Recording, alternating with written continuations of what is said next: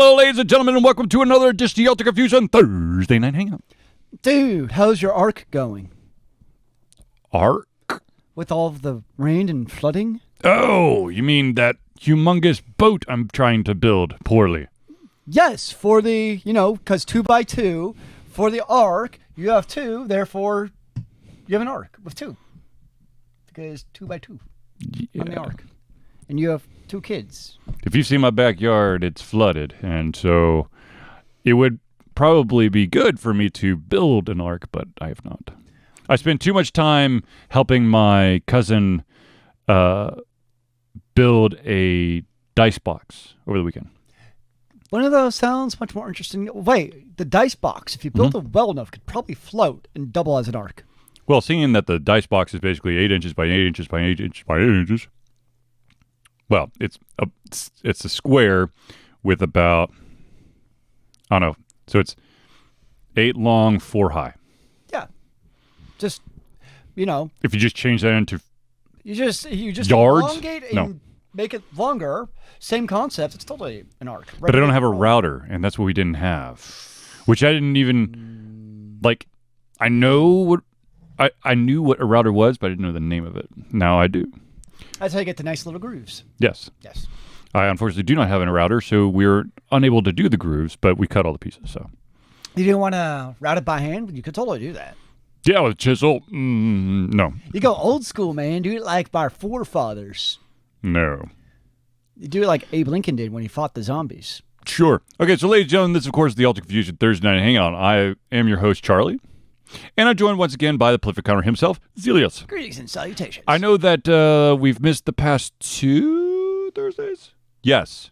Well, No, I thought you had robotics. One, and then we had one. No, we had 2. Then you had robotics, and then you got sick. No, I think we had one between robotics and sick. Let's check the tapes. No, I'm pretty sure there was one between the 2. All right, hold on. We'll see. We'll see, you lying bastard. Let's see here. We got 107. We got if I actually remember how to do this right. How about, okay, there we go. January 1st. Oh, sorry, January the 3rd, that can't be right. 9th, 16th. Doggone it. I can't do words and math. Don't work. Okay, so it should have been the 2nd. Yes, the 2nd, the 9th, and the 16th. We didn't do one on the 23rd. That was your robotics thing. And we did one last week because you were sick. So we haven't done one for 2. All right. Well, there you go. Eureka! But it's okay. Oh my God! That's It's Noodle Boy! Boy! Oh my God! Everybody stop the presses. Or start the presses so the news spreads. Indeed. Yes! Tell all your friends the Noodle Boy has come. So yes, Claus, I take over if Zealeus dies. Well, you'll see him at MomoCon, or maybe you won't. Dun, dun, dun. It depends if I die first or not. True. So anyways, yes. There's a non-0% chance of that happening. Oh my. I mean, technically, there's a non-0% chance of us all dying at any time. Like, both of us could technically die at random time. I'm going to crash your panel with a car. Well, that'd be kind of hard because I'm pretty sure my panel will be on one of the floors that's not easily accessible by car. You could bring, like, a matchbox. True. But speaking of panels and MomoCon, ladies and gentlemen, if you are interested in going to MomoCon, which is a phenomenal convention that we go to every single year for, I feel like this is my 9th year maybe. So many years. And so all you got to do is go to the Georgia World Congress Center May 21st through the 24th. I highly recommend that you go ahead and buy your badges, though, because it would probably give you a much better chance of actually getting into the convention at a reasonable price, because I think the pricing, the price goes up every so often, basically. Wow, I wonder how I went to Momo. That's right. He was one of our original contest winners. If memory serves correctly, Noodle Boy was one of the 3 winners of the MomoCon passes. Yes. The other one was Angelus. Oh, and yes. the third one never showed up. Oh. Well, there's a story behind that, but I'm not going to talk about it on air. But anyways, so yes, MomoCon is happening at the Georgia World Congress Center. we, of course, will have a fan table there. I already know that we'll be sitting next to the Fulton County Public Library. Interesting. Table. Hall B, of course. We've moved from Hall A to Hall B, which is much bigger. Bigger halls. So bigger games. It's going to allow for. I'm hoping that it kind of cures some of the congestion in certain areas, because it's weird. It happens at every single convention. You try to space everything out all nice and stuff, but everyone clumps in certain areas. Mm-hmm. Ladies and gentlemen, if you ever go to a convention and you are in the vendor hall, that is not where you take pictures. Why not? In the middle of the aisle. Sure it is. It's a beautiful spot to do it because that's where all the great people are. Noodle Boy has informed me that the dealer's room / gaming room, a.k.a. the bottom floor, is a hell of a lot bigger. Sweet. Maybe we can, stretch out a little bit instead of feeling like we're on top of each other. But anyways, what I do know is we have a table, and we are right next to, on one side, we'll have the Fulton County Public Library. The person who puts the fan tables together has already reached out to me and seen if I'd be okay with sharing power. So I already know that we've got that neighbor. Oh, power. Yay, the best part. Yes. Apparently, Noodle Boy is trying to link to a Facebook video, which I actually trust him. MomoCon 2020. Oh, it's the tour of Hall B. Oh. So if you definitely go check that out. That's cool. Definitely check it out. Definitely. And of course, I have submitted 2 panels. One, of course, is video games changing for the good? ? What's the second one? And the second one, I cannot remember the exact title off the top of my head, but it's basically avoiding the pitfalls. It's basically, it's a new take on, so you finish making your indie game, you think you're done. But it's a much more concise title. And also I'm pulling, if it doesn't interfere with my filming, I'll film it. Sweet. I'm interfacing with Ron Jones, the gentleman behind the Indie Cluster, which, if you don't know about the Indie Cluster, you need to check it out. This guy basically has, single-handedly, in his off time, or all his free time, tried to help indie developers in the area kind of get some love, some attention, and basically at other conventions, he basically helps get a space so that indies can show off. Because a lot of conventions, shit's expensive if you want to display or exhibit or sell stuff. So he tries to, kind of cushion the blow there. Now, of course, there's going to be a ton of indie developers at MomoCon. So if you do come, you'll probably see me sprinting back and forth trying to get as many interviews as possible. It's a great exercise, I hear. There is, of course, one small little difference between this MomoCon and previous MomoCons, and that Hall B. Well, besides that, for Altered Confusion, unless Zealeus wants to, we'll be packing everything up Saturday night. What happens on Sunday? Is it the end of the world as we know it? No, I'm going to be on an airplane. My family's flying out. So what about this? Mm-hmm. On Sunday, we have a TV set up, and Charlie's there, and we're live casting you from the airplane to talk about video games. I wish, but no. I mean, you got Go-Go Flight, whatever it's called. Yeah, arm and a leg, and it's 1G. Yeah, no. Dude, it would be epic. It'd be the talk of MomoCon. No. Wait, what if I set you up as a robot? And you actually acted out on the table. See? There you go. Noodle Boy, why don't you just fill my shoes for a day? Ooh. Can he fit into your shoes though? You have large shoes. Yes. If he has smaller feet than me, then he definitely can at least get in my shoes. But his shoe might literally fall off as he takes a step. Oh my God. No, see, here's the thing. My family, even though we've done this every single freaking time, has always decided that weekend, was it Memorial Day weekend? Yes. Is always a perfect time to go on vacation. Sure. They know that I have a convention. And they're all leaving on Saturday. And I said, there's no way in heck I'm leaving on Saturday. So they basically said, okay, well then you're flying out on Sunday. Cool. So I will have Thursday, Friday, Saturday. Gotcha. And unless someone wants to man the Altered Confusion table and then take the stuff home, I will pack it up Saturday night. I see. Unfortunately. I I see. And of course, Zealeus will do it. Yeah, right. That'll be the day. You're funny, Noodle Boy. Yes. I don't even know who you are, Noodle Boy. See, if I wasn't here to be the lead, Zealeus wouldn't be here. Let's be honest. No, I'd be home snuggling with my cat right now. I'll just stand there and look hot in your t-shirt. That is an amazing t-shirt, my friend.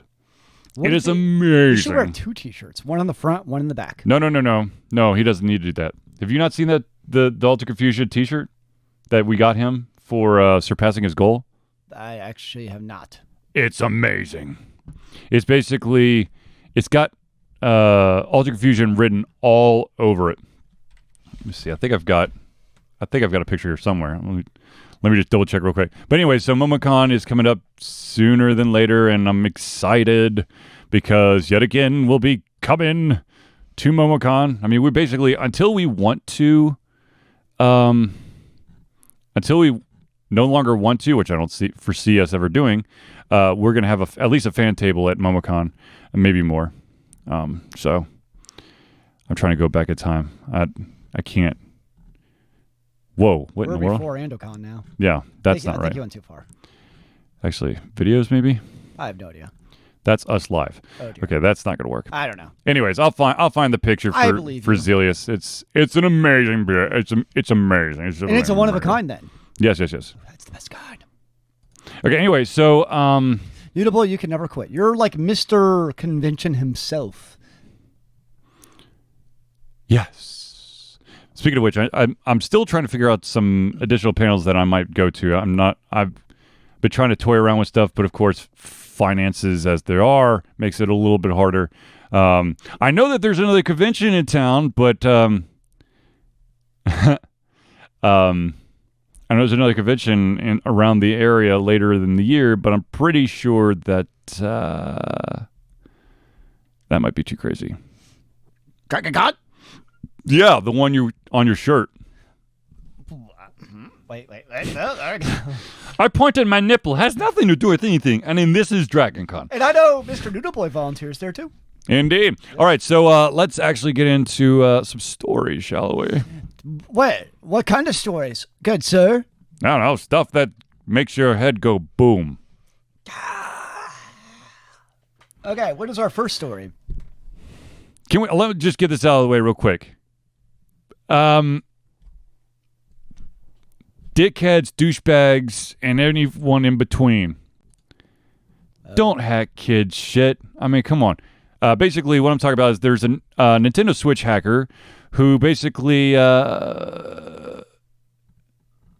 he basically requested nude photos of underage children. I would say that's any circumstance no. That's a bad idea. Yeah, just no good. Yes. No good. Stay away from the kids. That's a bad thing. Hold on. I'm going to post the yeah, exactly. It's So what was he doing? Like hacking Nintendo to then send like things to kids? No, what he was doing basically, I believe he had a phishing scheme that got him access to Nintendo servers, where he's able to download several confidential files related to the Switch and forthcoming game releases. But he also pleaded guilty to child pornography charges related to a directory of more than 1,000 sexually explicit videos and images of minors that he's. Okay, so. See, that's where you always get caught. Like if you do one thing illegal, you might be able to get off. But then once you like double dose it, you're just screwed. Yeah. So I don't think he was actually I don't think he hacked the Switch to gain porn. It was like I think two it's just things. Yeah, exactly. One, he was a bad man, and then he's Badder. the spawn of the devil. Yeah, that's a bad thing. We don't like this guy. No, not at all. First of all, don't hack shit. Wait, why aren't we hacking? Look, we're trying to set a good example, okay? Don't hack. But you don't know what good there is in the world unless you see the bad in it. What about white hat hackers? Well, it depends on what your state live in if they want to keep it legal or not. Kind of like marijuana. Mm-hmm. Anyways, so doing illegal stuff is bad. Which, of course, on the podcast, you won't be able to see my facial expressions, but whatever. It was a mean, bad face. Take it from me. Charlie, mean. The facial hair gave it away. Yes, facial hair. So I'm trying to think if there's anything really... I mean, it's kind of weird since we've been off basically for like 2 straight weeks. So I'm not 100% sure of what we talked about, what we didn't talk about. I will say, apparently, not apparently, this week, again, Blizzard shit the bed. What was it? Warcraft 3 Reforged. Yeah! So basically, 2 years ago, 2018, Blizzard was like, we're going to remaster Warcraft 3. Why? Well, with fancy new graphics, basically to milk it, let's be honest. Why? But basically, they like when they released it, it was like shiny new graphics. Like this is at the preview. Shiny new graphics, new CGI. It looked pretty cool, right? Like, okay, they're going to make it cool. It's going to be our beloved game from like 2003. I mean, this is an old game, right? Right. And it was going to be super awesome graphics. And of course, one of Warcraft 3 and the Frozen Throne, the expansion. Yep. Their big claim to fame is really, it's not the single player. I mean, it was a good single player campaign, but it's really the multiplayer. And the custom maps like Dota came out of it, for instance, right? Well, a couple things came out when Reforged was released. One, Reforged. the old servers do not work. Like, they're just sorry, sucks to be you. Which also means your old custom maps, sorry, sucks to be you. Reforge. 2, Blizzard / Activision, of course, is like, we don't like what happened with Dota, so any custom content... Didn't they lose that battle? Yes. Well, okay, yes. So when Dota originally... So the creator of Dota, I don't know the dude's name, he originally actually tried basically selling it to Blizzard. Like, when originally it was really popular... There was like a thing with Blizzard, like, hey, do you want to buy the rights to this? And Blizzard's like, nah, this isn't going to be a big deal. This is stupid. Right. And then the guy was like, okay, I guess I'll shop it elsewhere. Okay. And then you got Dota from Steam, right? Well, now, yes. And then later Blizzard did sue them, basically being like, those are our rights. And the court was like, no, it's not. The person created it. Well, but now... It's a modification to an existing system. But now there's a clause in the actual EULA saying any content created through the maps belongs solely to Blizzard. What if you never publish them? I mean, that's... What ifs? There's so many what ifs. No, I mean, I understand. I Blizzard's understand. like, we don't want this to happen again, so we now own all rights. Period. It's CYA. It's cover your ass. I mean, that's what it is. So Blizzard's done that, which has pissed off a lot of map makers. Yep. The old maps are like, they have issues. There's a lot of bugs, which is funny. What? But it's just supposed to be upgraded. And some of the shiny graphics, particularly the CGI and the cinematics, guess what's not actually in the Reforged version? The cutscenes? Yeah, the prettiness that was supposed to be there. So basically, like, everything that was basically supposed to make it better is, like, not really there. So what we're going to do is going to do a graphical update to the entire game. But any of the cinematics and, like, voice acting, we're just going to... Because all you want is pretty things to look at. Well, apparently, like, the actual map itself, they prettied that up. But even then... Like, they did, like, it wasn't like, from what I've read, it's not like a total overhaul. They still kept some, like, old elements with the new elements, so it just looks really weird. And one of the things I always hated about the old RTSs was controlling all of your characters. It was always very cumbersome, because it was, like, random key bindings as far as I was concerned. 1, 2, 3, 4, 5. No, to do, like, the skills was not 1, 2, 3, 4. It was like ERQ. Oh yeah, no, I was like talking. I know. I was thinking about different squads. Oh yes. Well, one of the things is like MOBAs have largely redone basically the interface and the key bindings that guess what it looks similar to RTSs. And Blizzard decided with Warcraft 3, instead of updating the HUD to make it nice and modern, to make it easy so people know, nope, they kept the circa 2003 everything, which people are like, this is stupid. So apparently there's really nothing good about Warcraft 3 Reforged. I will be totally honest with you. I didn't even know that there was a Warcraft 3 Reforged coming out, so... Oh, and it's $30. Yeah, I'm not paying that. Yeah.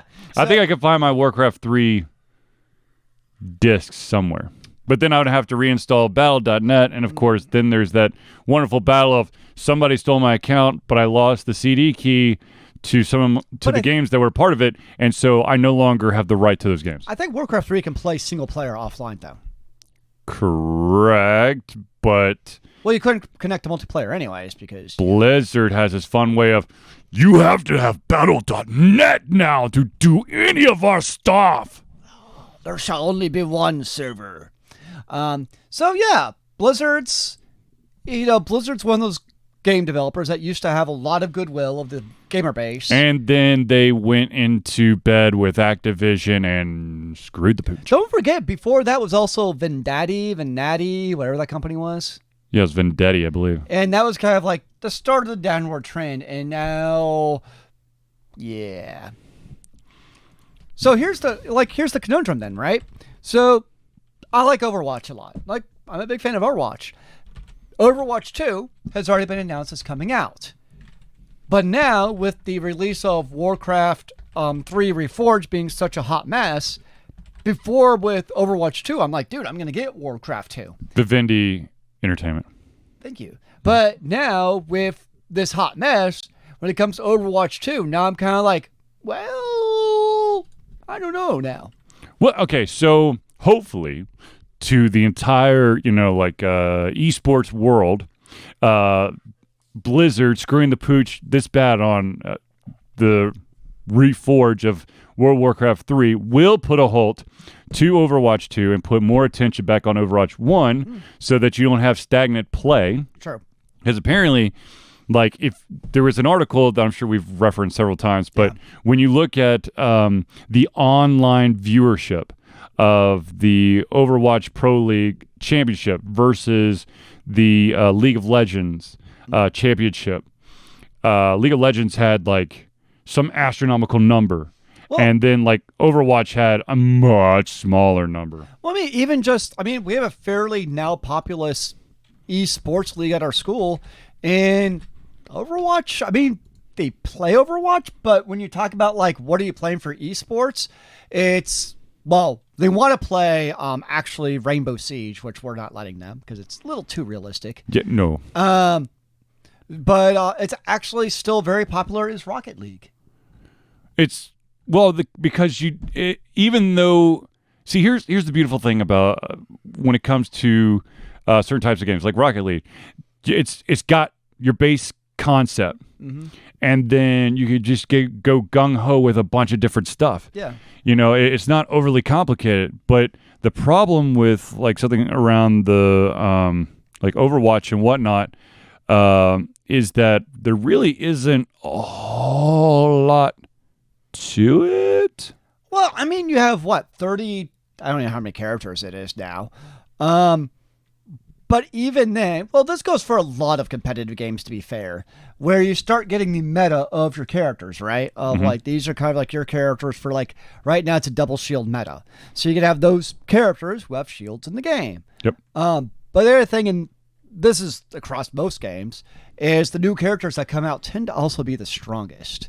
Well, of course, because you gotta shoot high and then nerf the shit out of them until they're equal with everyone else. League of Legends is no different. It's basically the meta. So is Smite. Yeah, that's a very common thing. It's power creep. Yeah, it's what you do is you say, it's a cool idea. Here you go, and everyone goes, oh my god, it's too OP. Or everyone's like, yes, finally, a character that I can call my own. And they're like, oh, by the way, we changed some stats up. You're like, motherfucker. You're like, yes, it's about time. So here is the average viewership for the Overwatch League Championship game. It was 1.12 million viewers Is that watching. Worldwide? Yeah. Yes. Okay. Worldwide for the League of Legends World Championship was 21.8 million. That's a big difference. Exactly. The thing is, when you're watching League of Legends, even though you're basically, from my understanding, you're basically playing the same fucking map over and over and over and over. Yeah, it's Conquest. There's so many different team makeups and different different strategies that you can you use throughout the match that it's never the exact same thing. Whereas Overwatch, it's like, okay, one team's going to do this, the other team's going to do that, and then when they switch, that's what they're going to do, and that's what they're going to do. Well, and my problem is... Yeah, Sam, that's right! Yeah, Sam! Sam would rather watch Zealeus' robots fight. Well, not really fight. It's more like move humongous Lego blocks. But you fight for the Legos. You fight for the right to continue on your journey.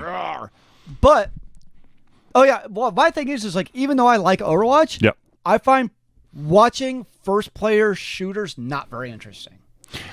I'll watch. I can actually watch a MOBA like Smite or League of Legends. Those I'm fine watching. But first-person shooters, like from a spectator eSports, is just kind of not interesting to me. Well, I think it's all in the presentation. I think that you need to have. First of all, a lot of people find anything from first-person perspective where they can't control it very unnerving. It gives them motion sickness. Yeah. The other thing is with something such as Overwatch, where monotony reigns supreme in, okay, well, we're being forced to use this type of, this makeup, and so we're going to use the same characters, and we basically have the same strategy every single time. That character type's going to do this, that character type's going to do that, and and I mean, I think it's a little bit more complex than that, because you also do have varying maps, which really do change things up. A lot of people are like, if you really were to break it down, though, the maps aren't that really different. I mean, you have different types of maps. You got payload, you got 2 capture points, you got capture the flag. Yeah, but how many are actually available for like Pro League? I know there's a ton of modes out there. There's a rotation. I don't know I forget what the number on the rotation is, but they do have a X number on rotation. It's just, I don't know. Just watching first-person shooters is not interesting to me. Well, I can watch first-person shooters if it's just like a highlight clip of how the hell did he hit him? Like a no-scope 360 jumping over, yeah. He jumps up in the air. He fires an arrow. You think, he missed, or he's being a moron, and then kill shot. And then the other player flames him for having no skill, and he got lucky. That's total luck, man. It's bullshit. You should stop playing and play another game. Noob. 4 available in regular, assault, control, escort, hybrid. Yeah, those are the different types. Those are the ones that are in competitive play. Well, that's, in general, those are the 4 type of maps. No, well, they've got assault, control, escort, hybrid, capture the flag, deathmatch, and elimination. Well, yeah, you're never going to have deathmatch and elimination for, in capture the flag. Those are special play modes. Come on, man, everyone. Just Battle Royale. Well, that's, what was the game that we used to play? The one with all the rockets. With all the rockets? No, it's like, I'm going to think of it like halfway through this show. It's a older first-person shooter that you play over the internet, not Doom.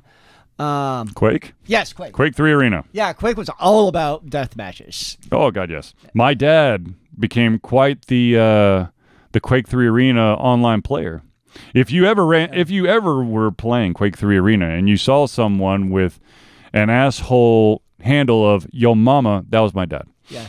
As Sam says, I love Battlefield 1, which we know, but watching others play it, even the best in the world, no thanks. Agreed.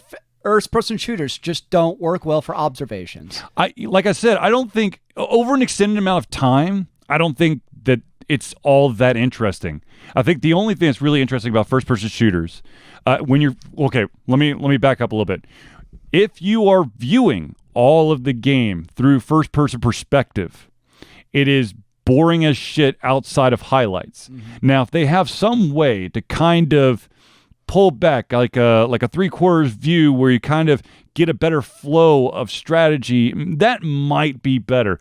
But if you're stuck in basically looking from behind someone else's eyes, and the only way to change where you are is to look through someone else's eyes, that's going to get boring as shit. I think right now, from the esports world, I think MOBAs just lend themselves the best towards third-party, neutral observer viewership. Well, I mean, if you look at Zealeus and I, of course, have gone to a couple Smite World Championships, and you could see that the spectator mode or the commentator mode that allows them to basically bounce around. It worked really well. It works very well, but for Overwatch, I think the issue is that watching a first-person shooter live is boring as shit. Well, I think it's also hard to keep up because, like, Overwatch is usually team fights. It's like 5v5, 6-on-6. And a lot of what you see, like, in MOBAs, I know there's team fights, but very often you see, like, 1-on-2 or 2-on-2. And you're like, oh, no, he's pushed too much forward. He's going to pay for it. Yeah, it was a lot more, like, independent. You could very easily see, like, what's going on with the character. It's just a different element. I think it just kind of works better. Really. Look, to be totally honest with you, in my personal opinion of many, many years of not being a pro eSports gamer and playing okay on many a first-person shooter, I believe that if you want a successful viewership for a first-person shooter, any type of game, it needs to be pre-recorded so that people can basically you can get the full. You know, you'll keep the full. You know, the thing. You don't want to like cut out pieces, but it'll allow you to highlight what you would have missed. Well, people want to watch it live, man. Fine, they can watch it live. With an exclusive membership, you can watch it live. Oh gosh. Otherwise, the average Janes and Joes and Janes, whatever, the normal people out there can just watch the well edited, smooth flowing one. Because I'm also going to be honest with you, the commentators are having to basically bend over backwards because shit can happen so fast they're not able to catch up. Whereas in a MOBA like Smite or League of Legends, where you kind of have, yes, you definitely have some dead air time, but it allows you to catch your breath. Sure. And allows you to maybe even break down one of the strategies you're seeing, or maybe throw some opinions there, which when you're watching something, the vast majority of the time, the commentators are going to give you a piece of their mind and tell you stuff. Sometimes you want to punch the commentator in the face. Sometimes you want to strangle them. And sometimes you're like, that's awesome. And sometimes like, shut the fuck up, Tony Romo. I actually want to see how the play goes. Stop Tony giving Romo. us away. Speaking of esports, League of Legends, Riot, the developer, came out with their... Tencent. I'm still calling it Riot Games. I know. I'm protesting. They came out with their own mobile game, CCG, collectible card game, Ruins of Altera, which I've actually started playing. It's actually a pretty fun game. I like it. It takes a unique spin on it because each player has their own independent attack and defense phase in which you can cast cards using your mana. So instead of it being like, I'm attacking, I use my mana, you defend, and then you attack, you use your mana, and I defend. It's like when I'm attacking, you also get your full reservoir of mana that you can then also cast cards with at the same time. It's a pretty good game. From a card game perspective, I'm digging it so far. So I'll probably continue to play that to see how it goes. It's still technically in beta. Oh no. But Legends of Runeterra. Runeterra. Technically, it's free to play, of course. You can play to unlock cards and level up and all that fun stuff. Of course, you can always buy card packs to level up your cards quicker, but no card is unaccessible through playing the game. Inaccessible. Yes. Thank you. No card is unaccessible. Like you can always... Inaccessible. Same thing. Hit you with my microphone. I just dropped the link in the chat for those of you who are listening to this. It is play RUNETERRA. So Rune RUNE Terra TERRA. So yeah, if you want to check out a different card game, I mean it's a CCG. What was your question? I was just going to say that. I mean, have you ever played League of Legends? Mm-hmm. Okay, so like there's some. Yeah. Okay. So what they do is you have your deck of 40 cards, mm-hmm. and you have champions. Mm-hmm. And so the champions come from your League of Legends champions, and they're basically stronger characters that have special abilities, mm-hmm. and your character can also level up. So here's what I level up. So you have mana. It's not like Magic where you have like lands. You just get like, you start off with 1 mana. Next round you get 2. Next round you get 3, etc. It's just generic mana. Mm-hmm. And you have a regular Poro that you can cast. Like 3 mana adds 3 defense, 3 attack. Pretty standard, right? Right. But then what you can get is you have this other guy, Gerald. He's one of the heroes, right? He's cast 5 mana to attack or to cast, and he's a 5/5. But his special ability, or not special ability, but his Trample. There is trample. But his level up is if he takes damage twice, he levels up and becomes like a 7/7 then. And like every character has like a special thing. Like another character is like, if they die, they level up and they come back stronger. Interesting. So like every character, like, so all of your champions, they're a little bit stronger to start with than like your normal like cards, but then they can also level up and become a more powerful form of their original selves. Gotcha. But you have like all of your normal like attack cards, and you have spells that can, interrupt and things like that too. So it's like, if you played Magic, you've played basically Runes of Runeterra. It's very similar, just some differences, which I like the tweak so far. The champions make it a little bit interesting because it adds a lot more strategy potentially to it. Mm-hmm. And there's no land, so it's just generic mana. No, there's not different flavors. I can't punch someone in the face because they've got some weird ass land I've never heard of from some expansion, but they say it's legal, and you're like, I don't know. It's like, well, can you tell or not? You're like, I don't know that expansion. Well, then it is legal.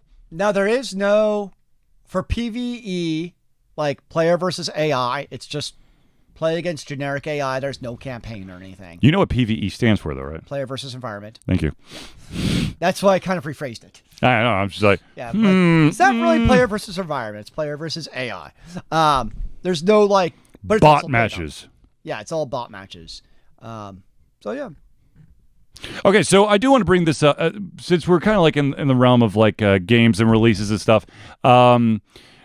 Basically, it has come out that Valve, the masters of Steam, basically have come out and said that they've intervened in 44 review bombs incidents in this past year. Now, of course, a review bomb would be malicious reviews to try to pull a review score down. So they basically said they had had to take care of at least 40 of those. Would that become from like competing developers, or did they say like why? Be kind of curious. Or are we talking like Warcraft 3 Reforged, which has like the lowest Metascoring rating ever from people because they hate it? Lower than what was that name of that original Xbox game? SimCity 3000? No, 99 Dragons or some shit like that. No, Reforged right now has the lowest Metacritic score ever. Damn it. Let's see here. We define an off-topic review bomb as one where the focus of those reviews is on a topic that we consider unrelated to the likelihood that the future purchasers will be happy if they buy the game, and hence not something that should be added to the review score. So if you're like, this game sucks balls, my girlfriend told me once that her dog ate a whole box of chocolate and shit all over the bathroom, so don't play this game. Sorry, what'd you just say? Don't play the game. Okay, got it. I mean, that's really what I understand. I mean, there's you definitely have like competing companies, basically their friend of a friend of a friend, basically bomb the shit out of a game. One of the ways that Valve try to combat this type of action early on was you have to spend X amount of time playing the game. You can't just be like, I bought it, it sucks. Yeah. You don't have any play time on there, which of course that brings back a game that Zealeus and I played a long, long time ago, where the reviewer decided to try to cheat and write a review on a game that he had barely played. And that game, of course, was Global Agenda by Hi-Res Studios. And Global Agenda, the gentleman wrote an entire review basically bashing about all the mechanics, and it turned out the gentleman had played 16 minutes of the game. I'm going to be totally honest with you. Unless it is a one-page text, it's probably going to take you more than 60 minutes. and you're probably not going to be able to grasp the wholeness of a game. I'm really sorry. I missed the original Global Agenda. That was a fun game. It was so weird. It's just like, we're going to throw shit. It was a good PvE, like, shooter game. But the tutorial, it's like the tutorial's like, let's build this door. You're escaping. And then it's just like, hey. Go do missions. Yeah. This is true. What just happened? Yeah, that's a good point. I would agree. And then, they redid it, and it was the same name of a game, but it was a different game. No. What they did is they wanted to make a certain game, but they didn't have the license for it.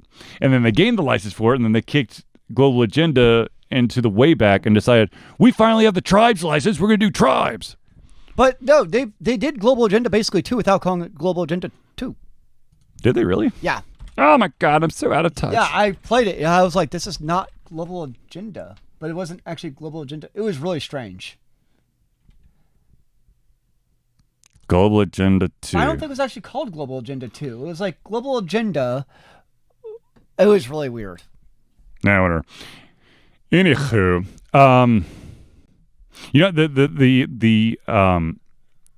the review bombs, of course, the worst case of review bombs outside of video games has always been like on Amazon, where you have the product bombs and also the inflators. But I say I don't really care about the review bombs. It's more so the inflator. Well, oh my God, it's so beautiful. It just cleans my kitchen well. It is a towel rack. Well, it has nothing to do with cleaning your kitchen. The worst is the iOS App Store to me. Because of like every game, it's like, I'm reviewer XQ43825. And the review is like, best game ever. I cannot stop playing this game. It's been out for like an hour. So I hate that. The interesting thing is that technically you have to, with iOS games, as a reviewer, it is okay. It sucks to be a indie developer who needs reviewers to review your game on the App Store, because you give them a key, which means that they did not purchase the game. So any comments that a reviewer makes cannot be posted in a review. They cannot post a review because you haven't bought the game, even if it's a free-to-play. You didn't actually put your thumbie on there to be like, yes, it's okay, I download. And so your review's invalid. Now, of course, when you're an independent developer or anyone or a small thing, you want all of your reviews to be seen, especially the good ones, even the bad ones. You know, maybe someone's like, I don't know if I agree with that, or that does sound weird, but a weird in maybe a good way. But you know, with Steam, individuals who have review keys can post their review. It's just their score isn't averaged into the score, the overall score. Yeah. You know, it's basically like you can put whatever score you want to. It's not going to affect what it's at right now. You know what score should actually not exist? Metacritic. 2. Like, nobody actually gives a game a 2-star rating. I do. Wait. 2 out of what though? See, 5. This is what pisses me off, and this is why I don't like Metacritic, because Metacritic tries to enforce its own fucking rating system on anything it touches. So let's say that you do a best 1 out of 5, okay, which is pretty standard. Yep. Metacritic does it out of 100. So if it's a 4-star, it's an 80. If it's a 3-star, it's a 60. If it's a 2-star, it's a 40. 1-star, it's a 20. Technically, sure, yes. The ratio works, algebra, dude. However, when it comes to, I don't know if this algorithm has changed, but a while ago, what publishers who really didn't want to give a shit about like the game, but they just wanted to make more money, they would look at the Metacritic score, the worst idea in the world, and go, if it's an 85 or above, there's an 80% chance we're going to do a sequel. If it's an 84 or below, there's about a 25% chance. When you have a 1 out of 5 system, a 4-star will not get you a sequel based off of the publisher's things. Don't use Metacritic. Really, a 4-star to me is probably like an 85 to 90. I agree. Absolutely. But their algorithm, which apparently is like at the top of the Metacritic pyramid, is one dude who apparently is elusive as shit. And is he the elusive man? No. Close, but no. And then there's the and you have a bunch of like sites out there who are getting, a lot of traffic being pulled, or a lot of data being pulled for Metacritic in order to factor in scores, and they've had to basically say they've had to find him in person because he won't answer email, going, dude, stop. Well, I actually rarely look at review scores. I'm always looking at user scores anyways. What, right, but as an individual, but you are the consumer. What I'm talking about is the developer. First of all, if you're a consumer, never go to Metacritic. But also, it's not even the developer; it's the publisher, the individual who's going to be putting money forth towards a sequel, who basically holds all the money to have the potential of creating another game. I want the monies. Now, of course, what game are we going to create when we get the money, sir? Crystal Prime. Which if you don't know what that is, you can ask us off air. We'll explain it to you. I found basically all of my handwritten notes plus my printed ones and plus my addendums and appendixes. It's all in like a pile behind Zealeus right now. Nice. Yeah, it's interesting. I don't know what the fuck it is at this point. It's an amalgamation of craziness. Sam Grizzle says Altered Confusion is 5 stars. Thank you, out sir. of 5, right? 5 out of 5. Just checking. You never know. It could be 5 out 5 of stars. 47 stars. But that's the thing. If you have like an individual who wants to be unique, and so they've decided to do like a rating system out of 7, that's going to give you a totally different score. Like 6 out of 7 stars. I don't know what that is, but at the same time. Sounds good. Yeah. People are like, oh, that's so creative. But Metacritic's like, I think it's 87%. 85, 86, 85, 86. That's what I'm saying, though. Like, even if it's... I hear you. Don't allow... what do you call it? When you pull a bunch of shit together to try to normalize it. Whatever it is. I can't... conglomeration of numbers. I don't know. Composite. Yeah. Don't do that.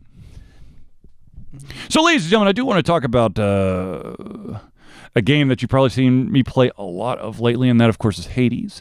Are we going to hell? Well, you play in hell. Kittyami, I'm late, but did the conversation about who would win in a fight. Athena, that's right. Okay, so we had this... Wow, good timing. We had this conversation. Ironically, we just started talking about Hades, and I broached the subject. Okay, so you've got Athena, like the god of strategy and battle, right? And then you have, of course, Ares, the god of war. So if Athena and Ares were to go at each other, who would win? And I said it might make a slight difference if, one, Ares is allowed to choose the weapons, but Athena doesn't know until the time of the battle, and or Ares gets to choose the location. Is this one-on-one? Yeah. Well, I think Ares. Athena seems to me she's more like the field general, and she needs like her army. But that's the thing, though. If Athena knows she's going to... If it's like instantaneous, then Athena's probably going to be at a disadvantage. However, if you give Athena like a day, be like, hey, Athena Ares going down this Friday at this place with these type of weapons, Athena would wipe the floor with Ares because she'd be like, okay, cool. Let's see here. I do this, my schematics, my drawings. He'll have to step here. I'll kill him. So it's like strength and weaknesses for each of the gods. Exactly. Oh. So, I mean, it depends. To be honest with you, I think most of the scenarios, Athena is going to find a way to, if not defeat Ares, incapacitate him to the state that he cannot continue. Although, what if it's Ares from Xena? Oh, for the love of God. I'm just saying. No. I don't know. Is Athena allowed to have her owl? I'm just saying. But it was a weird question that came up. Who would win in Smite? Fuck, I don't know. I guess Ares, because he would be able to pull you with the chains and just bash the shit out of you. But anyways, yeah, so of course Hades, the game, is basically built around Greek mythology. You run into Zeus, Poseidon, Athena, Ares, Aphrodite, Artemis, Hermes, And Odin? No, Odin's from the Norse Pantheon, dude. I don't know what pantheons are. Demeter, that's right. Demeter, and then of course there's Chaos, which isn't actually in the in that one. It's kind of like a freebie. And Nyx, which is night time, and then you have Hypnos and Thanatos and Achilles and Cerberus, the dog. There's always the dog. And then a couple of the Furies. I mean, it's okay. So basically, it's a hack and slash, a dungeon crawler where all the dungeons. It kind of gives me like the feels for like the original Diablo. Okay. So instead of trying to go down, you're basically in the basement and you try to move. Oh, yeah, that's right. The Skelly, the Skeleton, the three Furies, and the Medusa head, which is named Dusa. And then there's some other characters that are scattered throughout as well. But so basically you start in hell and you're basically trying to get to the surface. And so there are, let's see here, you have to fight the Furies, then you have to fight the Hydra, then you have to fight the Champions, then you have to fight Big Old Dad. So that's at least 4 battles, four huge bosses you got to fight. Every single one of those, made Dusa. The pun is great. It's true. But as you through each area, it's randomly generated, and what you'll do is you clear a room, and then there may be 1 to 3 doors, and each of the doors, unless you've got a disadvantage, will basically show you an icon of what you'll be able to gain by going through that door. So be it like gold or gems or an audience with one of the gods or something like that. So you basically navigate way through there. Once a certain number of rooms has been traversed, you're going to go into the boss battle, and you'll know that you're going into the boss battle because you have you basically go into sort of like a safe room right before, and then you either be cursing your luck or going, all right, game on. So what happens if you die to one of these boss battles? You end up back in a pool of blood at the end of the hallway from Hades' big-ass desk, and you have to walk down that hall, and Hypnos is going to make fun of you, and then you get to try again. So, like, you lost a big boss battle, right? Mm-hmm. So could you just try again and again? Yes. Well, you would have to start from the beginning and come all the way back up. How long would that take? Forever? It depends how much you've upgraded yourself. Because the thing is, one of the components, and I thank you for making me clarify, one of the components is you have several different weapons. Every single time you defeat one of the bosses with a weapon for the first time, you gain a special item. After that, then it's like a set basic item. So you can't be like super awesome thing every single time with the bow and arrow, or super awesome thing with the shield, because there's a bow and arrow, there's a shield, there's a sword, there's a spear, and then there's a gun. A gun? It's a rail gun. But here's the thing that really pisses me off about this thing, okay? So the rail gun, it shoots bullets or some kind of projectile, okay? You have to reload it after, I think, like 7 shots. Okay. Here's the thing, though. In order of range of weapons, it is the bow, then it is the shield, then it's the spear, then it's the gun, then it's the sword. Well, railguns, depending on how the power source works, it may not be able to shoot far because energy dissipates in like a logarithmic scale. Right, but if it's energy, why would you have to reload? Well, like, it's like shooting a gun. Like, guns have bullets, right? The energy is the equivalent of bullets. You have to reload it with... What gun do you have that can't outshoot a bow and arrow?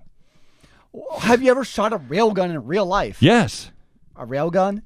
A railgun? No, but I've seen it, and that shit can fly for days. Well, this is also in the underworld, and the underworld does weird things to, like, reality and energy. Stop trying. You asked. No, I know, but it's just, so you have these 5 different weapons, and I think ultimately you'll get a 6th one because there's this weird open spot. You also get these trinkets that you gain by gifting the gods or other characters you run into, and those trinkets could give you the ability to become invulnerable for like 2 seconds every 9 seconds if you get hit, or the first time you take damage from a boss, it gets negated, or you gain gold by bashing pots or something.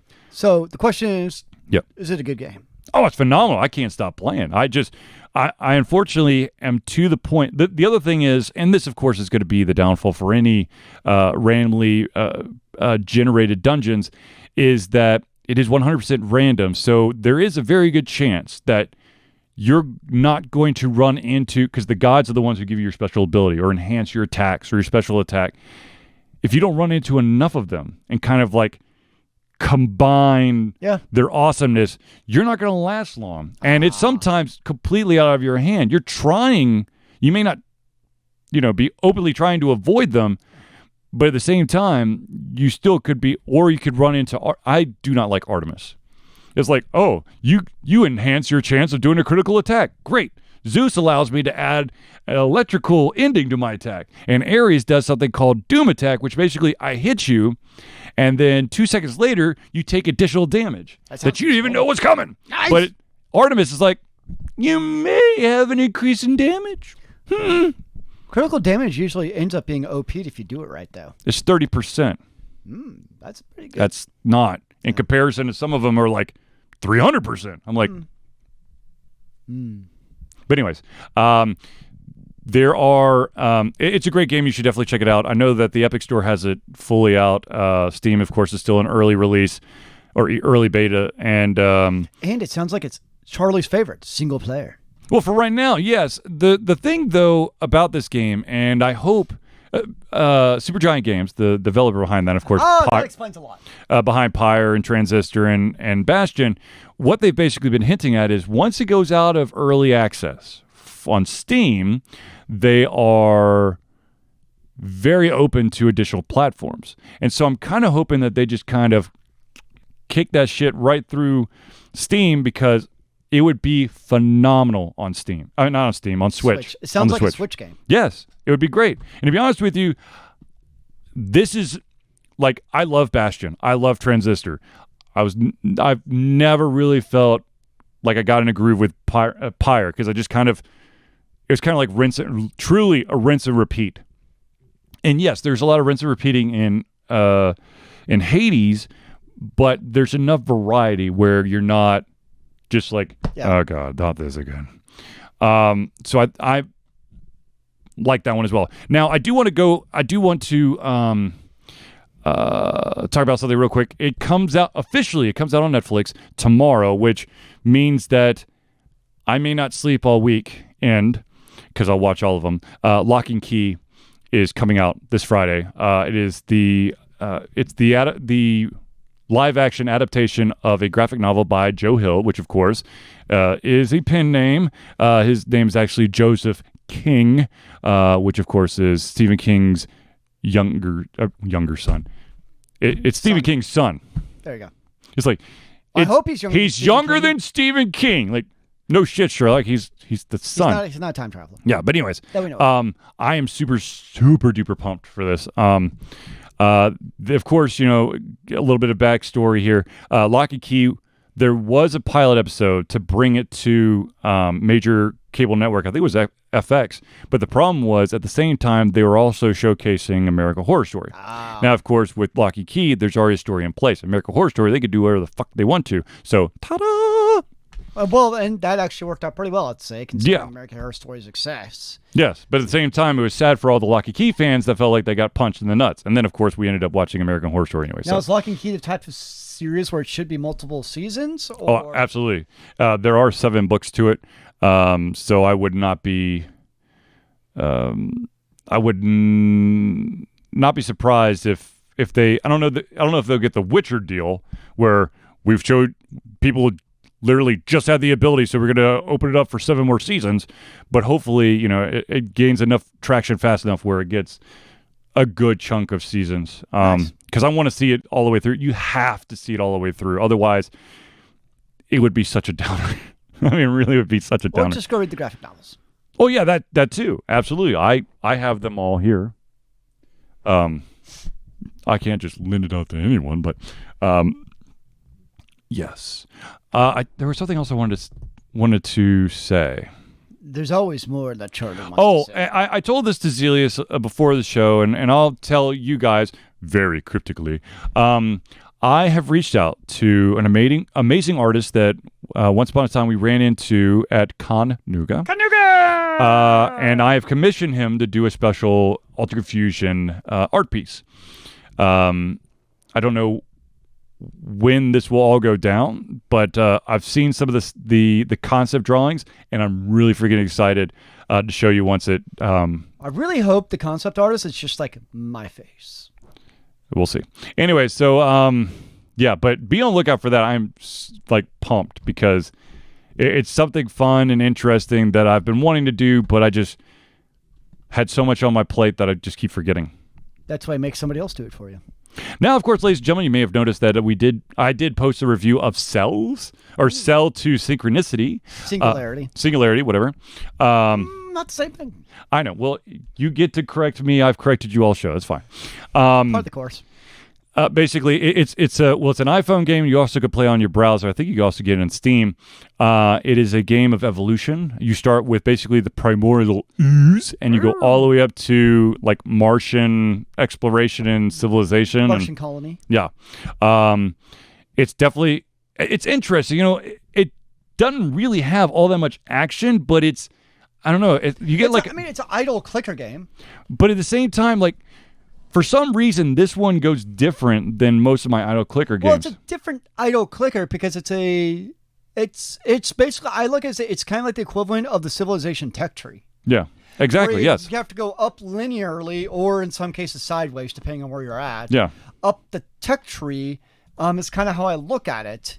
And like most clicker games, you have to upgrade each of your like little warrior slots like X number of times to unlock the next one. Mm-hmm. And this is kind of like fundamentally kind of the same thing because you have to upgrade like your enzymes enough times to, unlock your DNA basically, but it's just done a little bit differently in a way that I enjoy. Well, technically, as soon as idle clicker, the thing is, once you've unlocked something, you immediately get almost immediately. That's not true. Most of the time, early on, when you unlock one thing that you can actually gain a multitude of, you'll immediately get the second one. Now, of course, there are some like caveats, like you have to have certain like sub skills or sub variables added to it. But to be honest with you, like I tried to play it as I was trying to conquer the entire thing the first time because I didn't know that you could restart. Now, Zealeus informed me of it. I'm like, son of a bitch. That's what that other number that's counting up is. Yes. And now, of course, I resetted the game. I don't know how many times I've reset, but this past time I literally just like flew up the tree. Yep. I'm just like, yes, this is so satisfying. It does. Once you've done enough times, it's a solid clicker game that if you enjoy clicker games or idle games. Basically, if you like idle clicker games and you love the tech tree and civilization, this is a match made in heaven. And it's free to play. That's true. And to be honest with you, I played a shit ton of it, and I finally broke down. I bought some Darwinium simply because I've run into a itty bitty issue. With the dinosaurs? Yes. You ran out of mutagens. No. Oh. The requirements to level up the dinosaurs are so astronomical that I need to open up, of course, more mutagens, but also more of the skills to allow for a faster accumulation of the things. Because, dear God, I'm on level 32. I'm on 31. Well, don't restart because you're going to cry yourself to sleep. I've heard, from what I've read online, the developers didn't really make it for the dinosaurs to get past level 32. Yeah. Well, because once you beat level 30, it's like, it tells you there's nothing else to learn about dinosaurs. Yeah, you've unlocked all the pieces. Because the really cool thing is something does unlock after you get a certain point with the Mesozoic period in the other game. Well, there is with the main pathway, I've unlocked everything. Mm-hmm. Like, I have nothing else to do, which is actually fine for me. Mm-hmm. because like most clicker games, like you can play indefinitely. I've almost kind of like beat the game, which I'm good with. Like, have you unlocked all the simulation points? yeah, I've unlocked all those. Damn it! Yeah, it was like 64 million for the last one. Dear Jesus, I've only seen like 5 million tops. So I mean, I let it literally just sit for a couple of days. see, that's my problem. I'm constantly like fidgeting with it. Yeah, so I mean, there's kind of like an into the game now, but I'm at a point though where it says, what does it say? You are the most amazing gamer of all time. There's a next thing apparently. It's what is it? Wait for, what is it? Apparently they're coming out with, The Beyond. Coming soon. The Beyond coming soon, which of course would be like, yes, I might want to stick around a little bit more. Yeah, so I'll continue to check it out. Yeah, same here. All right, so ladies and gentlemen, I believe we have unfortunately reached the end of our Thursday Night Hangout. I know that everyone would love to keep the party going, but but Zealeus has to get home to his cat. I can hear her meowing from here. But anyways, ladies and gentlemen, my heart. I know. Ladies and gentlemen, we will, of course, be shooting for another Thursday, next Thursday. Of course, we want to try to do this every Thursday if possible. If not, then, I'm working with Pet Cat for Me. I will give her a good pet for you, don't worry. By the way, Kitty Yami is a huge pet owner. Aww. She was totally sold on Hades as soon as she found out that you can pet Cerberus. But anyways, so ladies and gentlemen, I do want to thank everyone for tuning into the Altered Confusion Thursday Night Hangout. For myself, Charlie, and Zealeus, it's been a pleasure giving you everything kind of our heads, our mouths, and of course, our hearts. We'll be back next Thursday for another amazing Thursday Night Hangout. Remember, kids, keep on gaming in the free world. Amen to that, brother.